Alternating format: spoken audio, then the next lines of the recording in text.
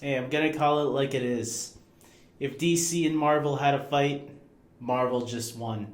Hey everybody, this is David, and today I'm going to be talking about Captain America Civil War. This movie and Batman v Superman were definitely my top two movies that I was looking forward to this year. And both of them have a lot of themes and similarities going on in both of these films. And I'm going to admit this, Captain America Civil War was the better film of the two. So basically, we have the Avengers being split apart in this movie. Some take Tony Stark's side, some take Steve Rogers' side. And I'm going to tell you, this movie was really, really, really well done, man. The action is really cool. Just like Winter Soldier, if you love the action in Winter Soldier, I feel like Civil War definitely delivers on the action on all fronts. It made me wonder how they were going to handle some of the super powered characters.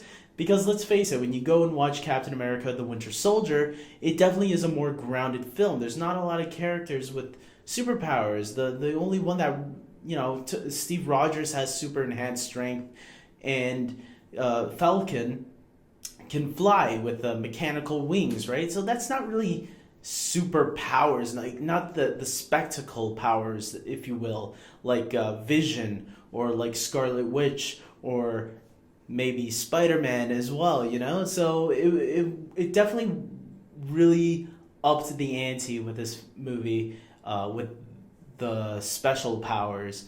And it was really cool seeing that. And just like a lot of people are saying, I'm going to say this right now, the airport scene, definitely one of the coolest scenes in maybe the Marvel Cinematic Universe history. So it definitely, they do not spoil anything in the trailer. So if you're someone that's worried that maybe the trailers are spoiling too much, I'm telling you now, this movie has it all in that scene, and more that you haven't seen yet, and it's well worth it. A lot of the new characters are really cool. I really enjoyed Spider-Man. I think everybody will come out enjoying Spider-Man. He has a lot of the laughs, a lot of the jokes in this movie, definitely. As well as Ant-Man. I gotta say props to Ant-Man. I don't hear enough reviews talking about Ant-Man in this movie. I really enjoyed his solo outing.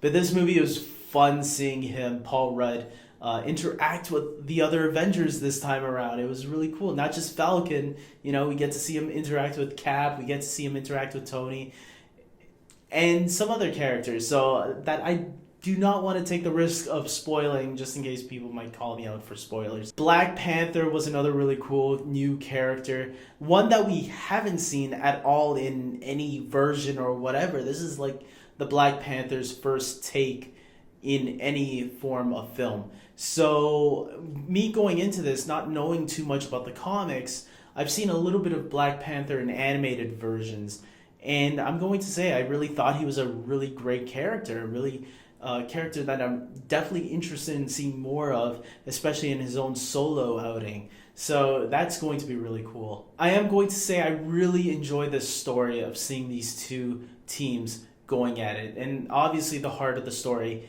is Captain America versus Iron Man with Bucky in the middle. No joke.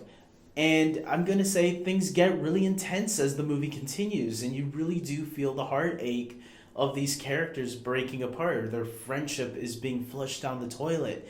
And that's the great thing about the Marvel Cinematic Universe, is that if you go back and watch all those films, you see that Marvel was already planting the seeds for this fight to happen.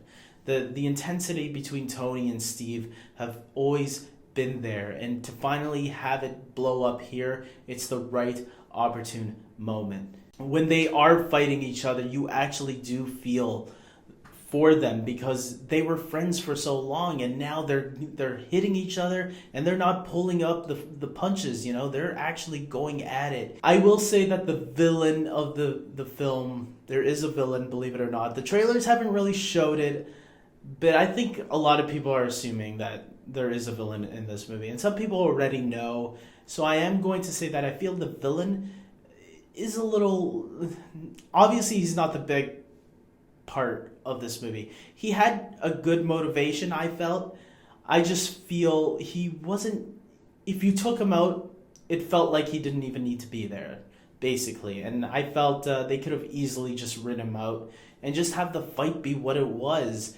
And he seemed like he was just there just to have a villain in the movie. And I feel like they could have avoided that at all. I think the writers could have taken the villain out, and you could have done finally a superhero movie that didn't even need a villain, and it would have been the best superhero movie of all time, I think, just if they took that out. But I feel like because they wanted to have that, because it's in every other superhero movie, I feel like they felt that they needed to have that in there, or else it wouldn't be considered a superhero film.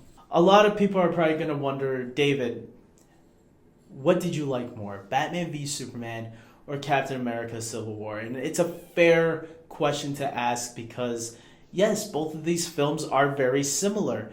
Both of them are very serious films too. Like Captain America Civil War is not a kid-friendly film. There are some pretty intense moments in this movie and some moments that you really have to sit down and pay attention to, because it is giving you a lot of information. And I don't know if kids will be like struggling in their seats or enjoy the film, but I enjoyed it, but on an adult level, you know? I think there was a really good story there that I think maybe was better executed than Batman v Superman. I'm not saying Batman v Superman is a bad film. I enjoyed that film as well, but if I'm going to call it like it is, which film was done better? Yeah, I mean, Captain America Civil War, of course, was done better. At the end of the day, guys, I'm giving Captain America Civil War a 9 out of 10. I don't think it's quite as good as Captain America the Winter Soldier, but I think it's almost as good. And you know what? It's a great, enjoyable time at the theaters. I say go check it out. I don't know where I would rank it yet on my Marvel Cinematic Universe list. But maybe that's a list to do for another time. You know, Doctor Strange is coming out this year. Maybe around that time, maybe I'll do a new list of my favorite Marvel Cinematic Universe movies, because I have been shuffling some of those films around. And but for the most part, I totally recommend this. If you are a fan of this franchise, of these films, go check it out. You are not going to be disappointed. I will say, though, that if you are someone that hasn't seen any of the Marvel films that are connected to the Avengers in any way, I am going to say you should watch those other films, because I think people might get lost watching this movie, because there's so much history with these characters by this point that I feel, yeah, if you go in not knowing, they don't really give you a lot of backstory on some of these older characters. Some of the newer characters, they do give you some background information on them, and the older characters is just like sprinkled a little bit here and there. That's why, you know. And thankfully for you, if you are a subscriber to my channel and you haven't seen any of these Marvel films, I made a couple of videos on how to prepare for this film, so you might want to check some of those videos out. And I'm going to end it here, guys. 9 out of 10, that's a really good score. Obviously, that means you should go out right now, stop what you're doing, put down your plate of spaghetti or whatever you're eating right now, and go out and watch this movie. And until next time, guys, I'm ending it here. Take care.